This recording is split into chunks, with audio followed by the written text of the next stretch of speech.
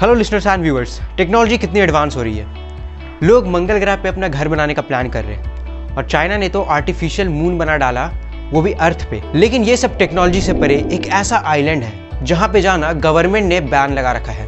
आप बिना गवर्नमेंट के परमिशन के उस आइलैंड पे नहीं जा सकते। और इससे भी इंटरेस्टिंग बात तो ये है कि ये आइलैंड जो है वो इंडिया में ही प्रेजेंट है। तो चलिए आज के इस वीडियो में जानते हैं इस आइलैंड और इस आइलैंड में रहने वाले ट्राइबल ग्रुप्स के बारे में। अंडमान और निकोबार आइलैंड के पास काफी सारा आइलैंड है और उन्हीं आइलैंड में से एक है नॉर्थ सेंटिनल आइलैंड, जिसकी लंबाई 7.8 किलोमीटर है और चौड़ाई 7 किलोमीटर है। इस आइलैंड के 9 किलोमीटर के रेडियस में इंडियन नेवी हमेशा पेट्रोलिंग देती रहती है और इस छोटे से आइलैंड में रहने वाले ट्राइबल्स को हम सेंटिनलीज के नाम से जानते हैं। इनकी इम्यूनिटी पावर इतनी वीक है कि जो हमें नॉर्मल कफ या फीवर होता है, अगर वो उन्हें हो जाए तो उनकी मौत भी हो सकती है।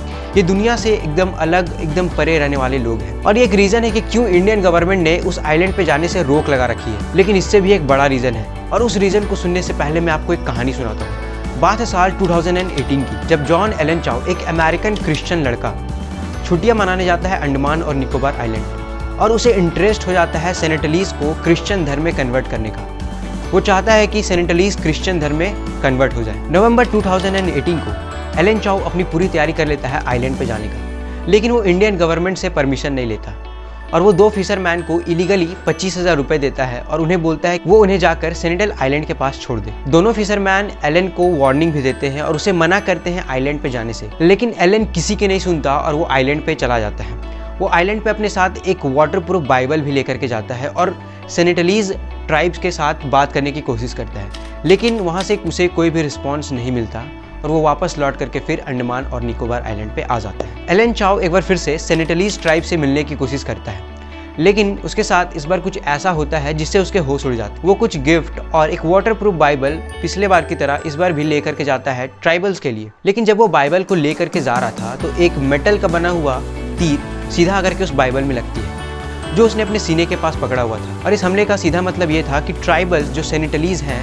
वो किसी भी फॉरेनर के साथ कांटेक्ट नहीं बनाना चाहते थे। वो एलन चाओ को एज अ थ्रेट मान रहे थे, इसलिए उसके ऊपर हमला भी किया। एलन इस बार फिर से निराश होकर के वापस आइलैंड पे आता है, लेकिन एलन यहाँ भी नहीं रुकता।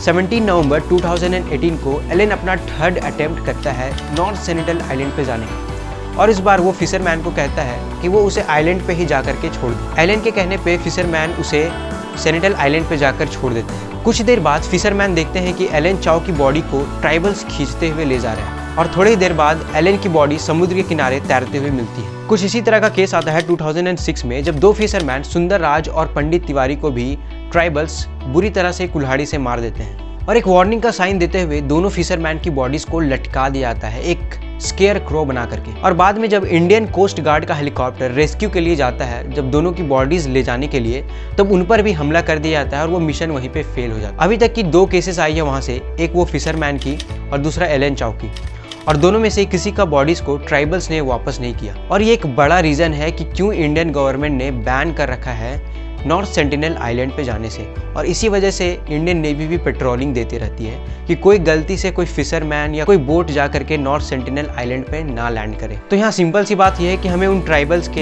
एरिया में इंटरफेयर नहीं करना चाहिए, क्योंकि बिना किसी मतलब के वो किसी पे अटैक नहीं करते। जब उनके आइलैंड पे कोई एंटर करता है तो उन्हें इनसिक्योरिटी फील होती है और अपने बचाव में वो अटैक करते हैं। वहाँ के रहने वाले ट्राइबल्स का अपना एक लॉ, अपना एक सिक्योरिटी और अपना एक प्राइवेसी है और हमें इसमें इंटरफेयर नहीं करना चाहिए। तो कैसा लगा आपको इन ट्राइबल्स के बारे में जान करके, कमेंट में ज़रूर बताना और वीडियो अच्छी लगी तो शेयर करना। मिलते हैं जल्दी नए एक और वीडियो के साथ, तब तक के लिए